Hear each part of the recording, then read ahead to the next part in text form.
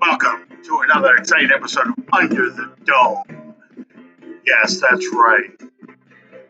You're looking live at the Under the Dome podcast where we will see the New Orleans Saints host the Houston Texans at an early 6 o'clock Monday night matchup. I do a terrible Howard Cosell impression, as you know. So I was trying to time it the best I could to the best part of the song. For those curious, that song is called Heavy Action and is by Johnny Pearson. That is the original Monday Night. Well, no, not really. Not even the original Monday Night theme song, but it is the Monday Night theme song most people associate with. And there's my partner, Sean. Welcome tonight, Sean. How are you doing? I can hear you fine. Let me make sure they can hear you. How about now? Nope, that's still not it. Let's see. All right. How about now? Okay. There we go. That's the sound I was All looking right. for. I had you on speaker, and that was the problem. Yes, Monday Night Football. I don't know if you heard, I had the Monday Night theme song going right there. Yes, we open this season on Monday Night Football at home in the Dome, and we have the early game, the 6 o'clock game, because the West Coast game will come on at 9.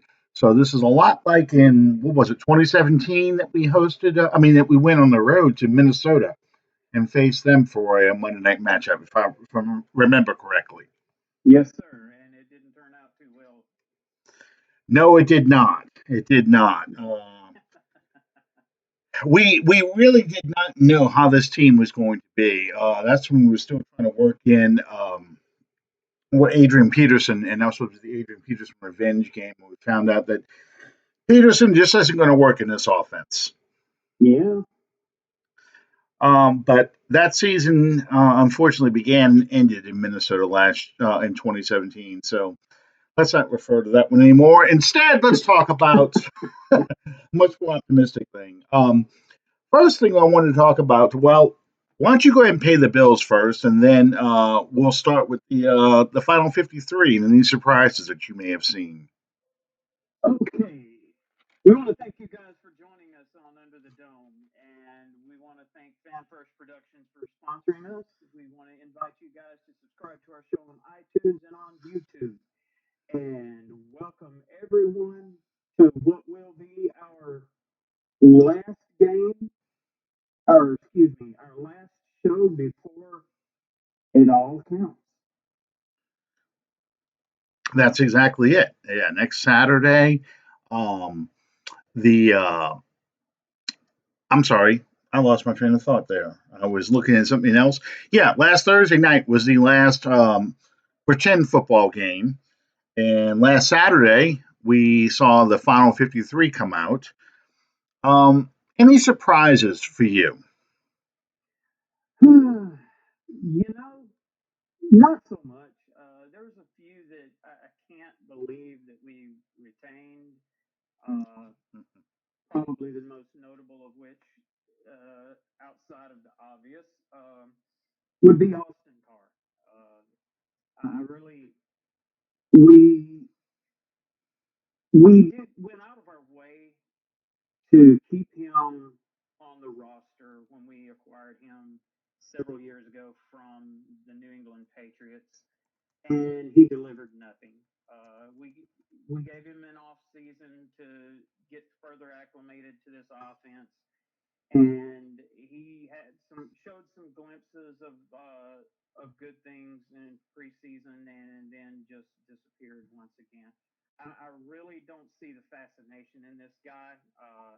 You can have all of the promise that there is to have, but what counts the most is what you deliver on the field between week 1 and week 17, and then in the postseason, if that applies. And I have seen absolutely nothing from Carr that leads me to believe that he has a contribution to make. Yeah. Um, okay, let me say this. First off, Drew Brees spoke highly of Austin Carr. So if Drew Brees is in your corner, chances are you're going to make the team. But let me say this. In 2005, Lance Moore made this team, and he went in the practice squad. 2006, he's inactive for a lot of games, but he comes in occasionally to fair catch punts. Doesn't do a whole heck of a lot. In 2007, I'm really aggravated because I'm like, is this some kind of pet that Sean Payton has? Is this, is he going to be some kind of, I don't know, a Guido Merkins, some kind of guy that Payton's just kind of enthralled with, and we're just going to waste our time watching this guy catch a couple passes a game and really fair catch punts or not really do a good return. And sure enough, 2007, he kind of steps up in place of the injured Marcus Colston, and he has his breakout season. I'm not saying Austin Carr is going to do this, but I think Austin Carr must be on. They must be looking at him kind of as the next Lance Moore, and kind of have a vision of him maybe being that kind of receiver. I don't know. That's my only rationalization for this. I just it surprises me that with roster spots being at such a premium, Mhm. especially wide receivers, then that either goes to one direction or the other. It's either that we just have no more talent in that, or that you're holding out for this guy to show something that he hasn't in 4 or 5 seasons now. Is it? Well, he's been with us for 2 seasons.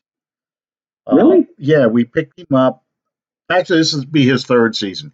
We picked him up in 2017 when uh, Willie Snead had a suspension. We picked him up at the end of preseason in 2017 off of waivers from the New England Patriots. And the Patriots, he was catching everything. He was kind of like their Andy Tanner kind of guy. Yeah. And he never saw any playing time in 2017. Then last year, we actually saw him in some games. So that's why I think he's kind of on that Lance Moore kind of track, but I don't know. I really don't know. I'm going to withhold judgment on Carr for now. And I'll tell you, I think the reason why he and Kirkwood, because it seemed like one of those two were going to make it. I didn't expect them both to make it. I think Yeah. the reason why they both made it is because you had two receivers. You had Lil Jordan Humphreys and Emmanuel Butler. Lil Jordan Humphreys looked like a very pedestrian, undrafted free agent in practice. And then when it came to game time, he stepped up his game and caught a few passes and made some plays. Whereas Emmanuel Butler in practice looked like he could be the number two guy next to Michael Thomas. I mean, he's catching everything. Doesn't matter how he's covered. It doesn't matter what's going on in the field. He's bringing down every pass. But come game time, he looked like an undrafted free agent. He's double clutching passes. He's not catching balls as cleanly. He drops quite a few. He's not doing what he did in practice.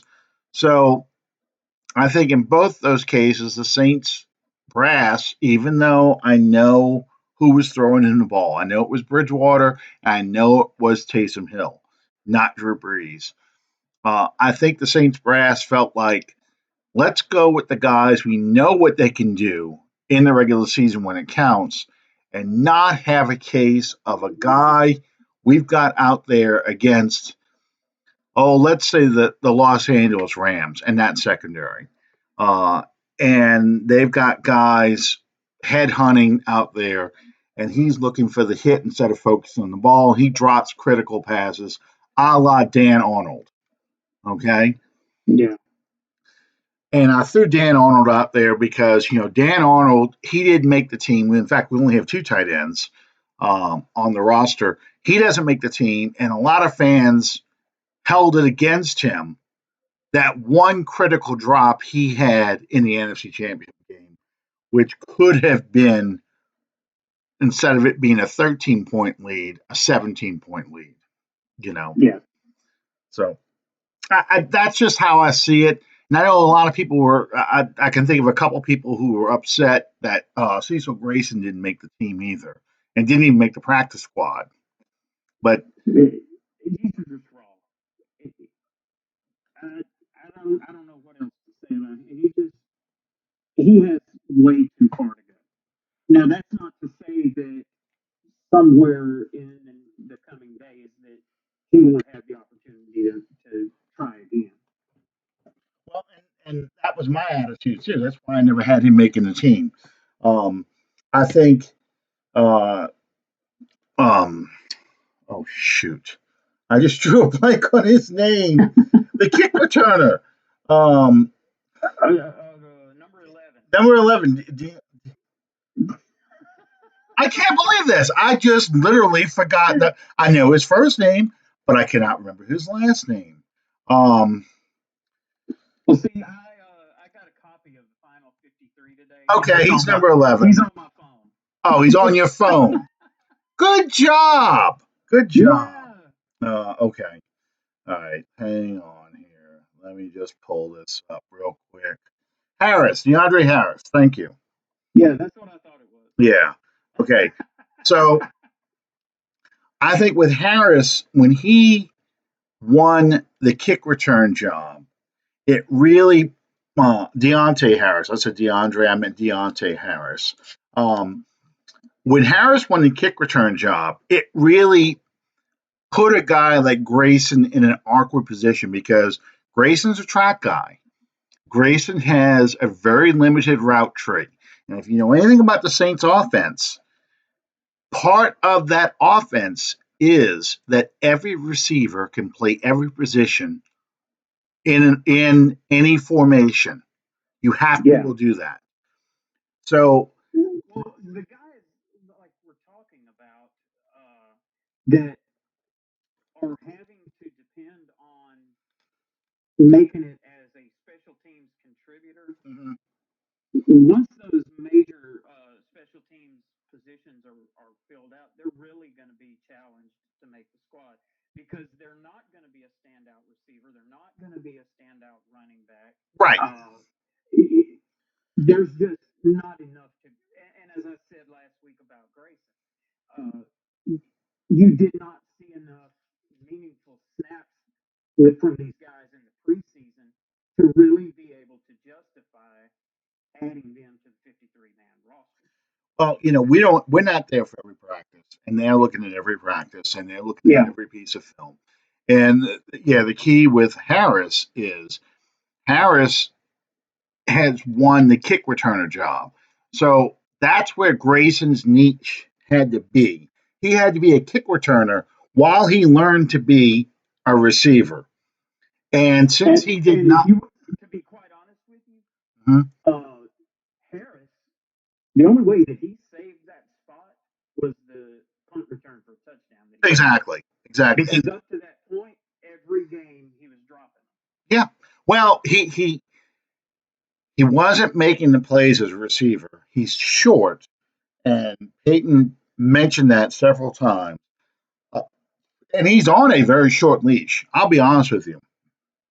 He's on a very short leash. If he starts bobbling the ball or putting the ball on the ground, he's gone. Sure. And you will probably see Butler come up out of the practice squad to move into the active roster, take his place, and they'll once again go to a Alvin Kamara and oh, who's the player that was fair catching everything, all the punt returns.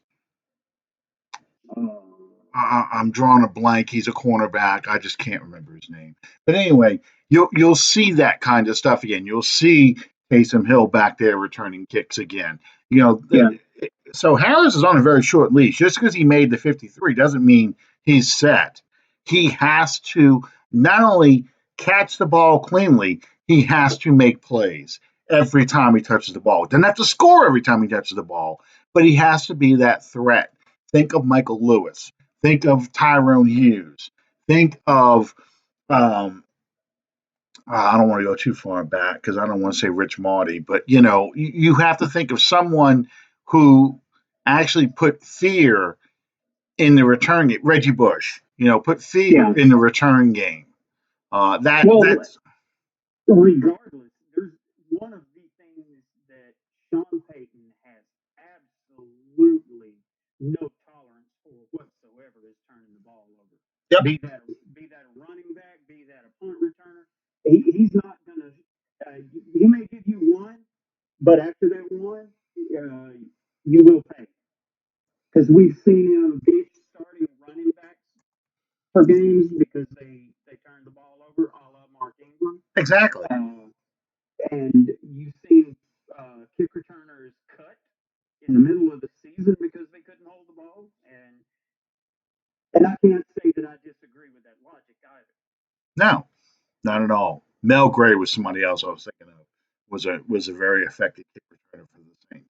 Um, Darren Sproles. Darren Sproles, yeah. So you have to be able to field that ball cleanly, That's and we've spent a for lot. for a punt or a kick return specialist. Mhm. That's your job. Yep, As the old saying goes, you have one job. Your only job, whether you get return yardage or not, is to maintain control of the ball. yep, absolutely, absolutely. And if you cannot do that, you cannot help this team.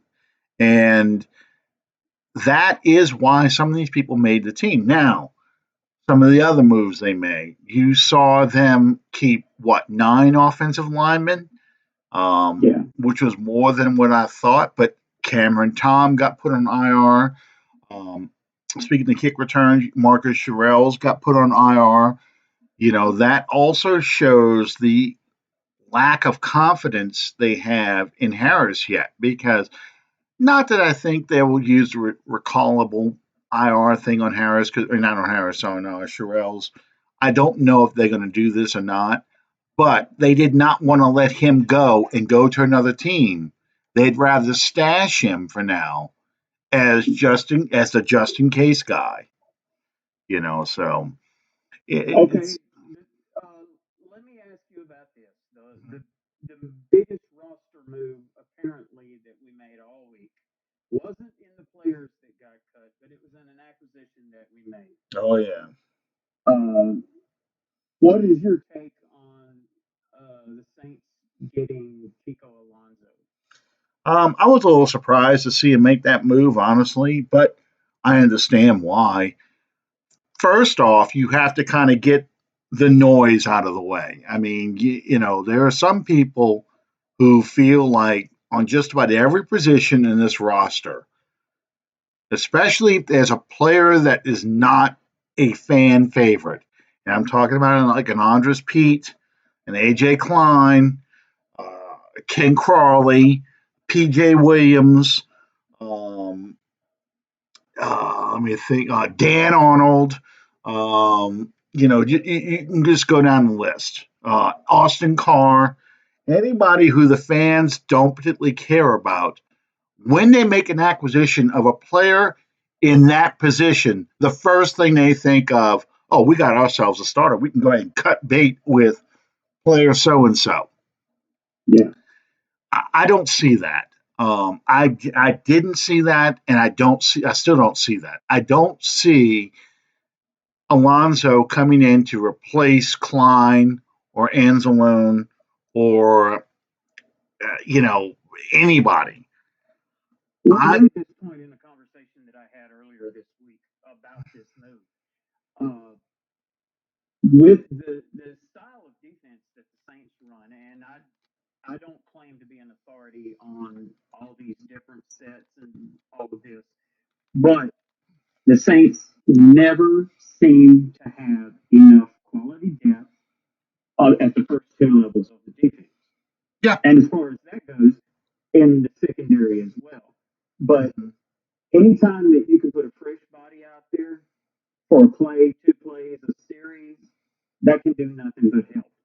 And Alonzo played very, very well for the Dolphins. Yep.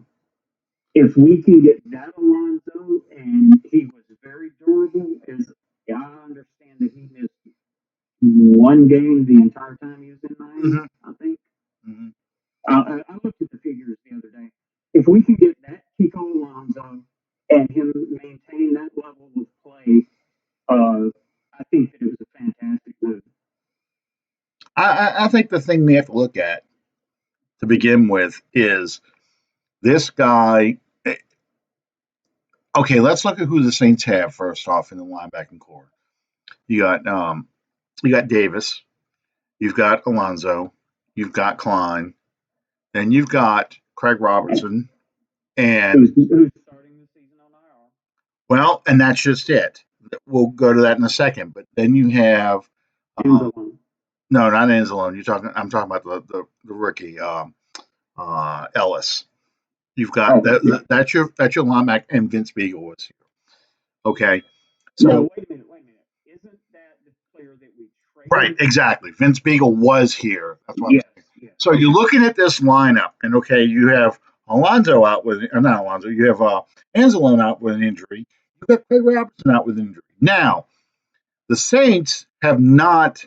Sean Payton has not revealed whether or not these guys are going to be out for an indefinite period of time, what kind of injury they have, anything like that. All he said Monday was he expects Anzalone to start Monday night, and Robertson is day by day, which is almost as bad as his we'll see that player sooner rather than later answer. Okay. Robertson is a unique linebacker for us. He can play all three positions. So, yes, this trade makes sense from that standpoint because neither Beagle nor Ellis are experienced linebackers enough to help out and play every position in case of a serious injury. Now, if your utility player is hurt, you're going to want somebody to replace him with. And you happen to have in this trade a player who's better than your utility guy, but can play all three linebacker positions, you got a win-win with that regard. So that's how I see this initially, as this is probably a statement more on Robertson than Anzalone.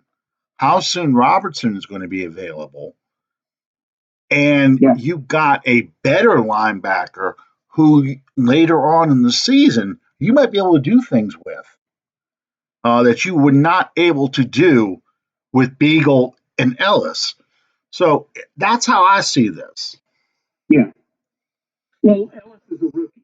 Yeah. You're going to be limited with unless he is an exceptional transition player. Mhm.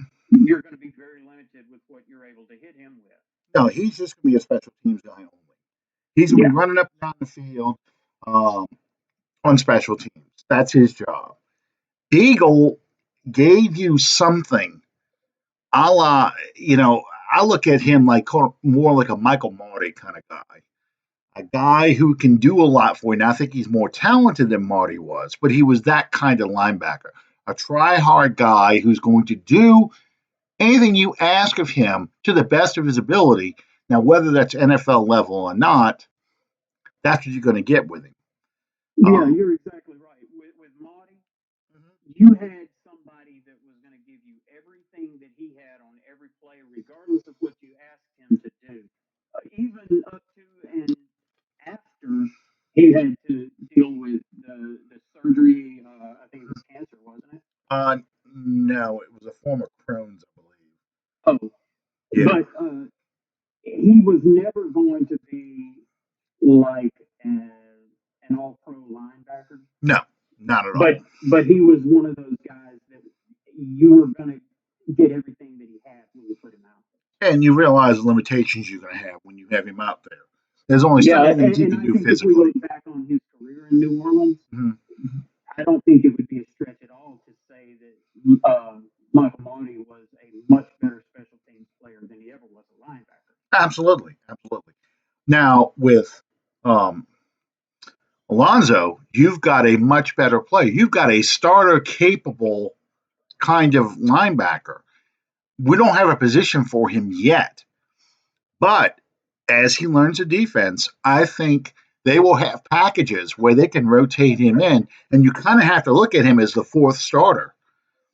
Sure. You're not replacing a player, but in certain defenses, think about when you play the Atlanta Falcons, and they typically they run a three wide, what we call in our offense a posse offense. Three wides, a tight end, a single back, and Matt Ryan in the shotgun. Okay, so you're going to counter that with a big nickel. You're probably going to counter that with I'm going to say for this scenario, Chauncey Gardner Johnson as your third safety. Come down, and he's probably going to get the slot receiver, which was probably Sanu. Um, and you're going to put two athletic linebackers on the field. Rather than put Anzalone, you may put in, Alonzo with Davis on the field. And that gives you the speed and flexibility to not only cover the tight end, but blitz if you have to, or you can have uh, Alonso or Davis with the speed and athleticism to follow Freeman out of the backfield. So you take away that receiving option as well. So, I mean, it gives you flexibility and doesn't bench or kick to the second team a guy like Klein or Anzalone. That's how I see this. And I think that's the vision Sean Payton and Mike Nolan and Dennis Allen have for this player. And that's why they went out and made this move. I couldn't agree more. You've got to look at who you play and what your options are. In our division, we've got not only an explosive passing attack in the Atlanta Falcons, but you also have, you know, what the heck do they call him over there in Carolina? I know it's CMC. They don't call him Run CMC, do they?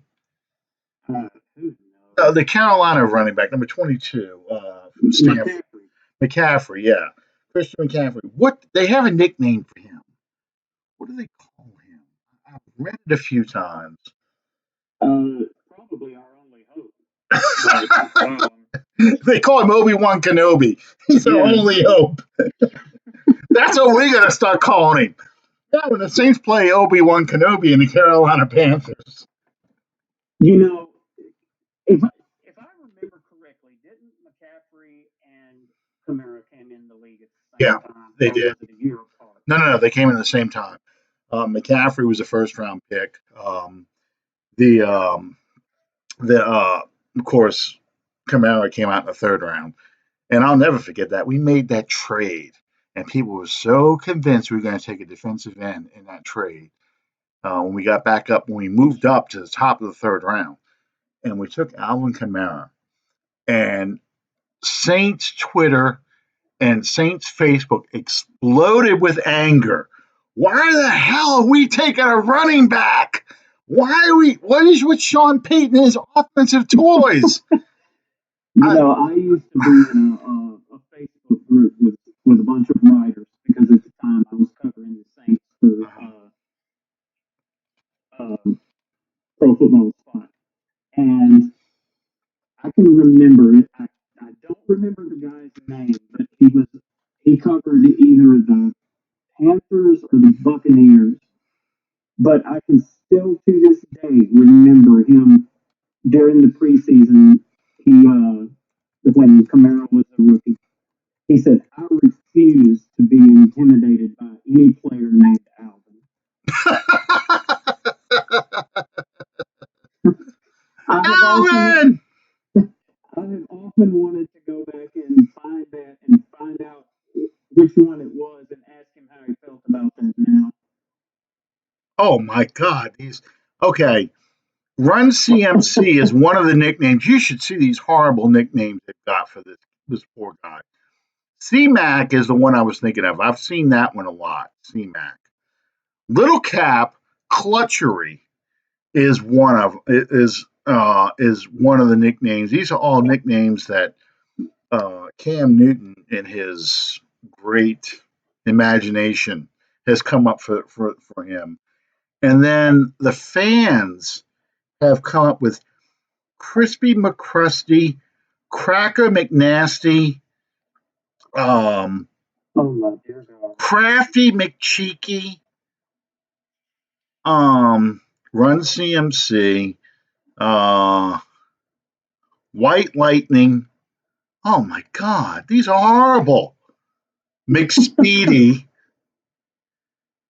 Pale Sayers. Not to give him that one. That's pretty good. Pale Sayers. That one's creative. Yeah. Um, that's it. The rest of them are just terrible. Well, you know, That's just terrible. I've told this to I many, like Obi many Wan people. Kenobi. That's his new nickname because he's their only hope. I've told people this from the beginning. If the Carolina Panthers would have efforted themselves to using McCaffrey in the way that the Saints used Kamara, they would have come out far, far better. Well, But, but you know, the Carolina thinking. Oh, and Tony and I were discussing this the other day. Carolina is always going to live or die by Cam Newton. yeah.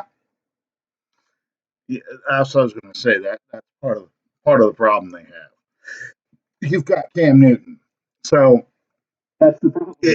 it's and I'm gonna sound like a Carolina Panther fan for a second, but it's a blessing and a curse. Cam Newton can do a lot of things for you because of his ability to run and his size, his arm strength, all that stuff.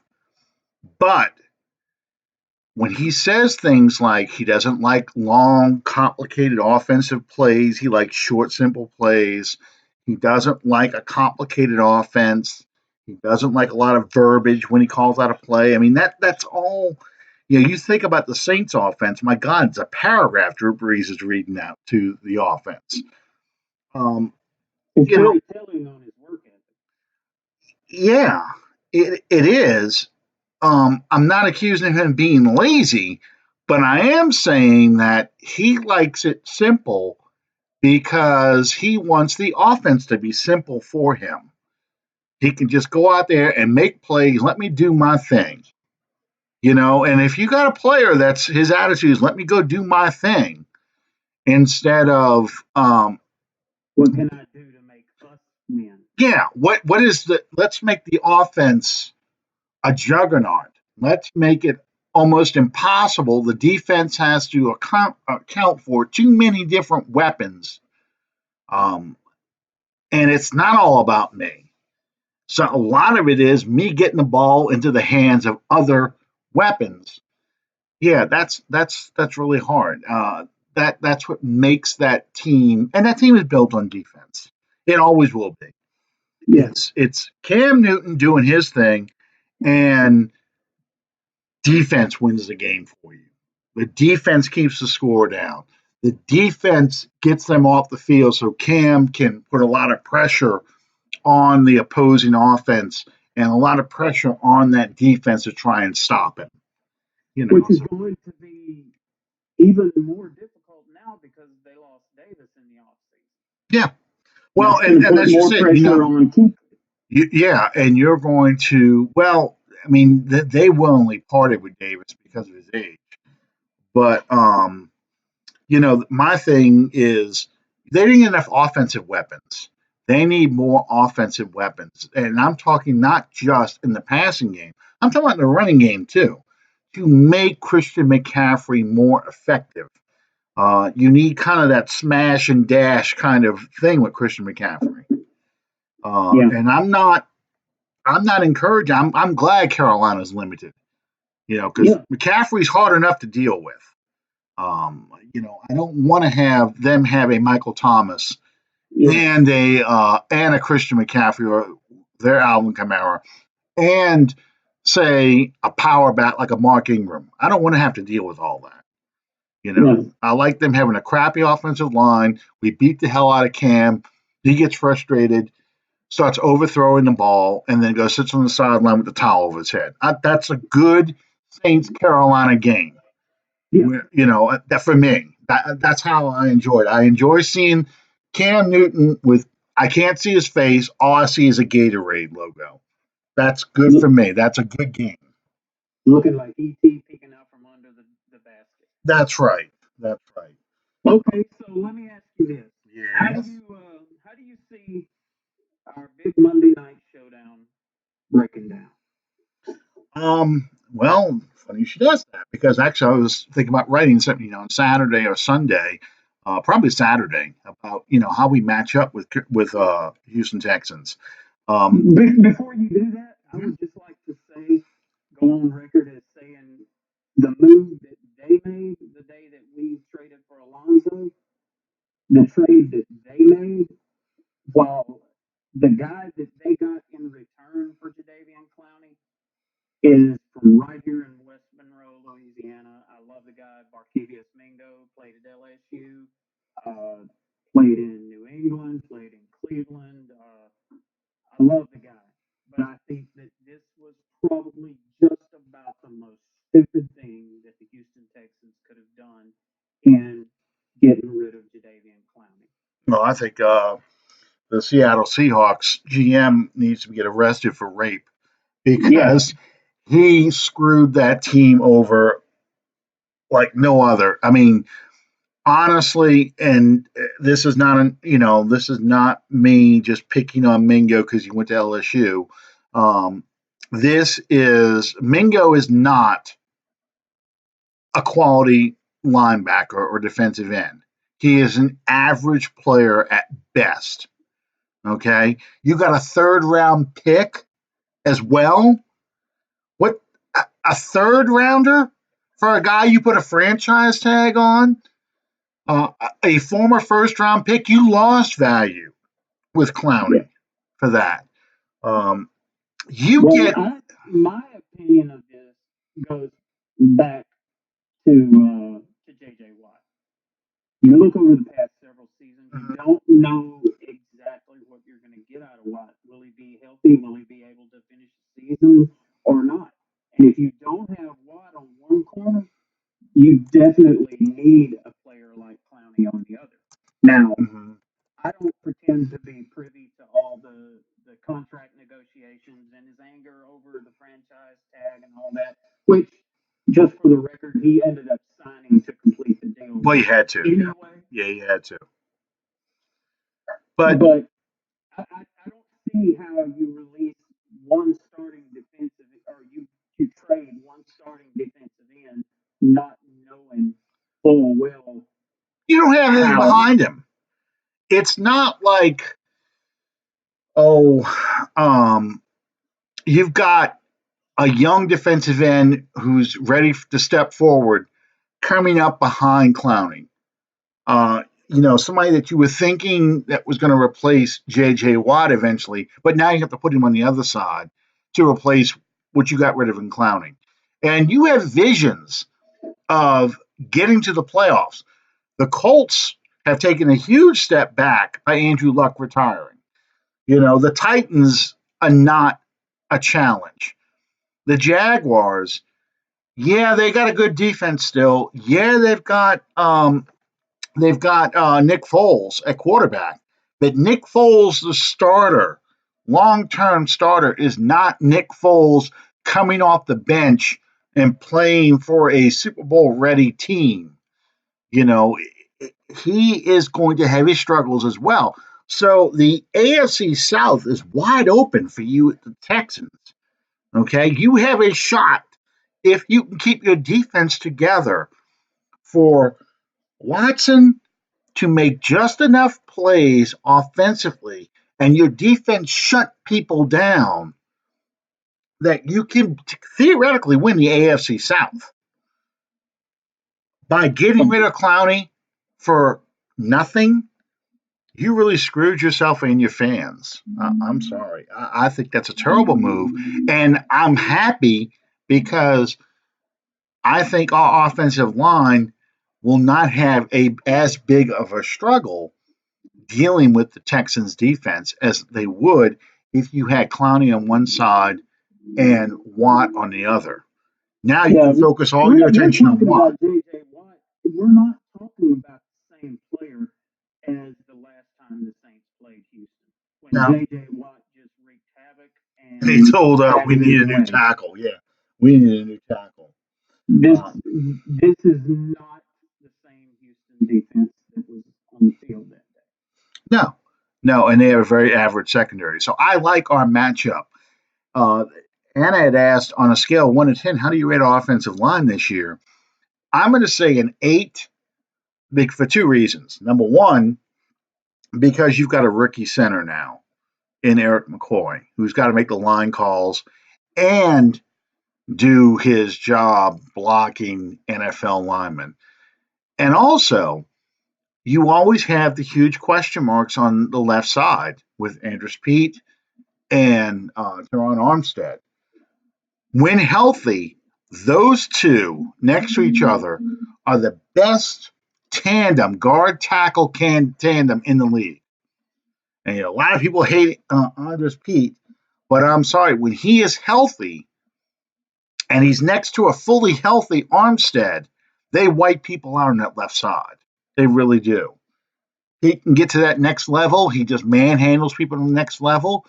And Teron Armstead is probably the best left tackle we've ever had since Willie Roaf.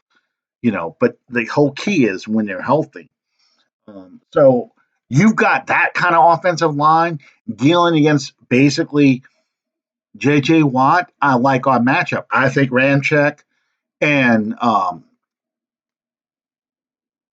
Warford can handle. All right, I think he's erased. I think Armstead can more than handle him. So this Oh, is not Zach Strief. okay.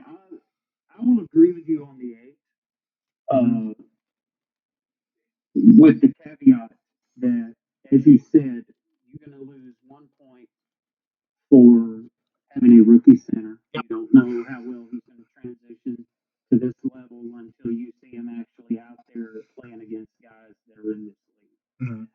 And you also, in my opinion, you're going to lose a point because of the questionable depth. Yeah, yeah, yeah. You don't know.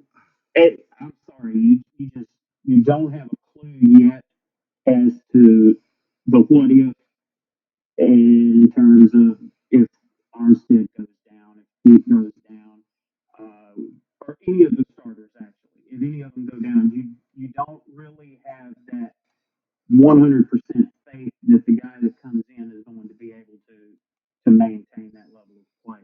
Well, So for that reason, I would rate him at an eight yeah. as well. I mean, you've got basically, um, if Armstead goes down, you've got to imagine Pete's going to slide over to left tackle again because I don't think they feel confident in um, in any of the tackles they've got. And I think it's Patrick Ome is one of the guys they have, and Michael Ola is the other.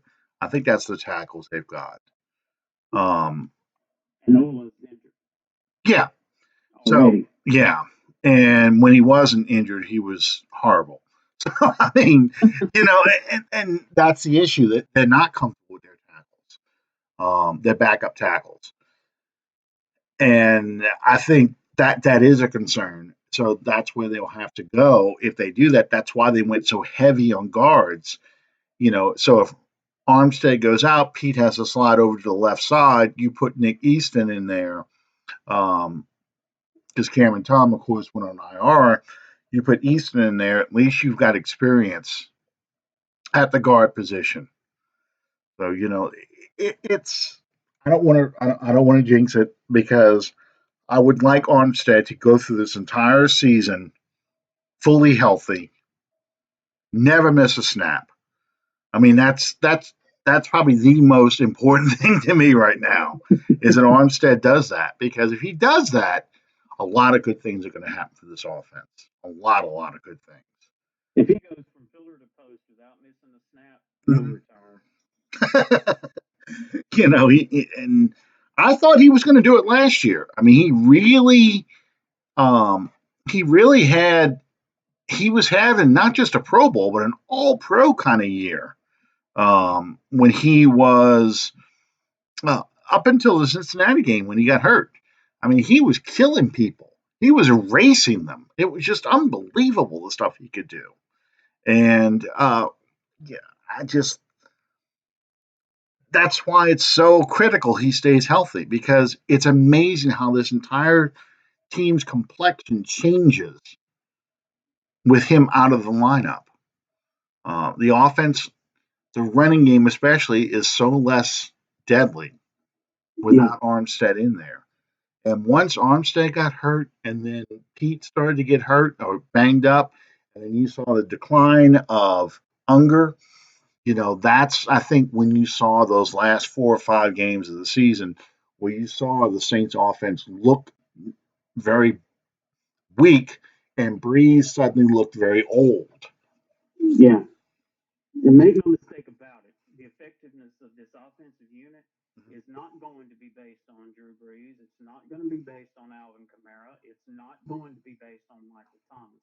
It's going to be based and directly dependent upon how well this offensive line unit can stay together and stay healthy and play effectively. Which is why I like going against the Texans first. Of the 4 games we have to start the season with, the only other game I probably would be happier to go against right now is Dallas, only because the whole Ezekiel Elliott thing going on right now. We don't know how long he's going to hold out for. I would enjoy playing Dallas right now without Elliott in there to put all the onus on Dak Prescott to win the game Yeah. because I don't think he can. In fact, I don't. know he can't. No, he can't. Well, just like many other teams, the most effective that you're going to see Dak Prescott and the most effective that you'll see Ezekiel Elliott is when they have each other to depend on. Yeah, absolutely, absolutely. Okay. Speaking of which, let's flip this over to the defensive line. Our defensive line matched up with the Houston Texans offensive line. I doubt Larry Tinsel is going to play, or if he does, he's not going to play very much. I mean, wouldn't you think that? I wouldn't see how he would, even if he does, how effective he would be, only having been in the system for 2 days? Yeah, 2 days, 3 days. This trade was done on Sunday. Yeah, I don't see how Tunstall would be able to make that transition that quickly. No. Because, well, take it at face value. I mean, obviously, there's a reason that you trade a first round draft pick. There's something there that makes you say, okay, we got to cut bait with this guy. Okay, well, that doesn't speak very well towards him falling in with a completely new team, with completely new coaches, completely new teammates, and jumping up and being day one starter. Right. That just doesn't seem very likely. No, I agree with that. So that's an advantage already because now you've got Cam Jordan going against Speedy McSpeed Bump, as he used to call the Carolina offensive tackle. But I mean, you've got some very suspect tackles that Cam Jordan will probably face, and it's good because we're playing a game without David Onyemata. He's serving his 1 game suspension. We activated Sheldon Rankins, but he is not going to be available, I'm guessing, until I have the Chicago game circled, which is October 20th. He may be ready by Jacksonville. They may wait to play him for Arizona at home instead of in Chicago. But that's where I kind of think I kind of see him coming back somewhere around that time. So, and Mario Edwards has been injured since the second preseason game, and that's probably your number one 3 technique tackle that's coming in behind Rankins and a suspended Onyemata. So, this is a good matchup then for a undermanned Saints defensive line to kind of cut its teeth on. Not to say that Watson isn't dangerous. Watson can run. And, the linebackers are going to keep their heads on a swivel because if you take bad angles to Watson, he's going. Yeah. And he is going to do some damage if he can run. Their running game took a huge hit with Lamar Miller, who I Yeah. thought was an above average running back. Not a great one, but a very solid one. With him getting lost to the year with a torn ACL and MCL, now we're talking about Carlos Hyde and Duke Johnson. I think is the other player's name. I think so. Yeah. Yeah, Used to be with the Browns. both of them with the Browns. Yeah. So you're talking about not quite journeyman backs, but not backs who are threats to take the distance. Well, Carlos Hyde was a very effective player when he was in San Francisco. Mm-hmm. He was, but And he went from San Francisco to Cleveland, which at the time was basically the NFL's version of purgatory. yeah. So that takes years off your career. But I will say this: our defensive backfield is going to have to be on point Oh, absolutely. because DeAndre Hopkins will make a fool of you. Yeah. Hopkins And is Hopkins is the number one threat. But the other receivers they've got, Will Fuller and our old friend Kenny Stills, are no slouches either. So yeah, I think we will be in in that big nickel formation. I think you're going to see a lot of uh, both PJ Williams and let's just call him CGJ, yeah, Chauncey Gardner Johnson, in that big nickel formation, in that covering that slot guy, which will probably be Kenny Stills. How much Stills will be used, I'm not sure. Once again, here's a guy who's only been there a few days. Um, I can't imagine him being very involved in this game plan. So they've got some weapons on offense that's going to test our passing game. And you got to think that Lattimore and Hopkins are going to be locked up almost the entire game. So yeah. they're going to be looking a lot at Fuller against Apple, and they may slide Hopkins in the slot occasionally just to get him the hell away from Lattimore. So the Texans are a dangerous team only if we let them be dangerous. If we Yeah. smother them early and we put points on that team early, I think it kind of puts the Texans in the kind of game we want them to be in, where Watson can't afford to run around. He's going to have to get that ball in the air and he's going to have to play catch up. So if we can get that onslaught early, score a lot of points on them early, make them feel the pressure early, that should be a good thing for us. If we can get that offense that ran the first series in that third preseason game, just pop, pop, pop, score, pop, pop, pop, score. Yep. And I think we can do that because I think the back seven of the Houston Texans cannot match up with our offense. I don't think No, they have a linebacker who can cover Alvin Kamara on those little wheel routes out of the backfield. I don't think they've got anyone in the secondary who can cover Michael Thomas. Uh, I think Ted Ginn is going to run around and have a speed threat enough to put pressure on that secondary, those safeties, and and then you've got enough with Keith Kirkwood that you've got a possession guy. And then we haven't seen Jared Cook yet. We have not seen what he's going to do.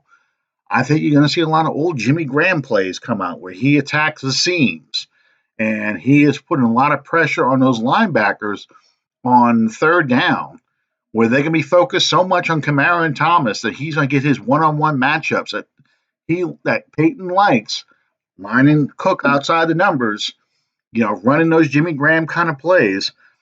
Yeah, and it's yeah. Lance Kelly just said nobody in the league can cover Kamara out of the backfield. You're right. They can't. They really Well, can't. I think it's worth mentioning that although I'm a little trepidatious towards our new tight end, uh, I'm drawing a blank. Oh, Jared Cook. Yeah, Jared. I'm a little trepidatious because we haven't seen Mhm. anything of him yet, but I think that you're probably going to see the best option from the tight end position that this team has had since Jimmy Graham. Yeah, Now, that's not to say that I think he's going to go out there and do the things that Graham used to do.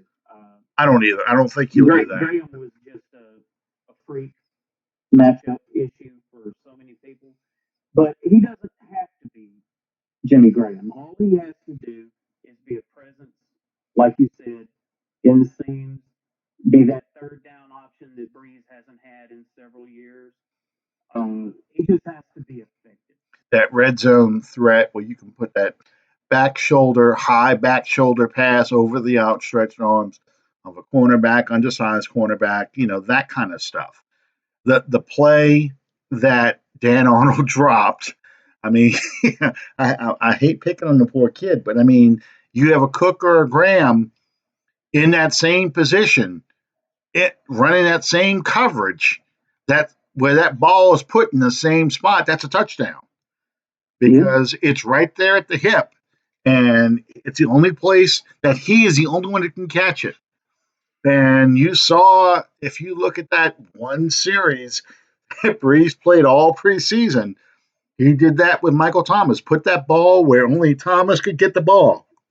He's covered. I mean, he is covered, and they got safety help over the top, and they still gave up a touchdown pass. That's what a Breeze with a healthy offensive line that gives him the time and the protection for him to slide into that pocket, make that throw. He's going to put that ball where only his guy can get it, and you've got receivers who can catch those kind of passes, like a Michael Thomas, like an Alvin Kamara, like a Cook, hopefully like again a Smith, a Kirkwood, a Carr. Hopefully those guys can all do those things, and it's going to be a long day for the Texans defense. I hope so. I really and truly hope so. And you know, I, if we can get some points early and then work that clock, I'm pretty anxious to see how effective Latavius Murray is going to be. Yeah, I haven't it we haven't seen much during this preseason of Murray and Kamara in tandem together. So I'm anxious to see how that dynamic is going to work out and play out. Um, I I don't see any way that the Texans should be able to defeat the Saints, especially this being a home opener. But by the same token, that's the same thing that I said last year when Tampa Bay was coming to town without their starting quarterback. yeah, yeah.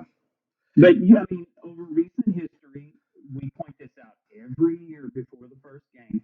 You look at the success rate of the Saints season after winning their opening game as opposed to losing it. I think last year would probably be the most notable exception.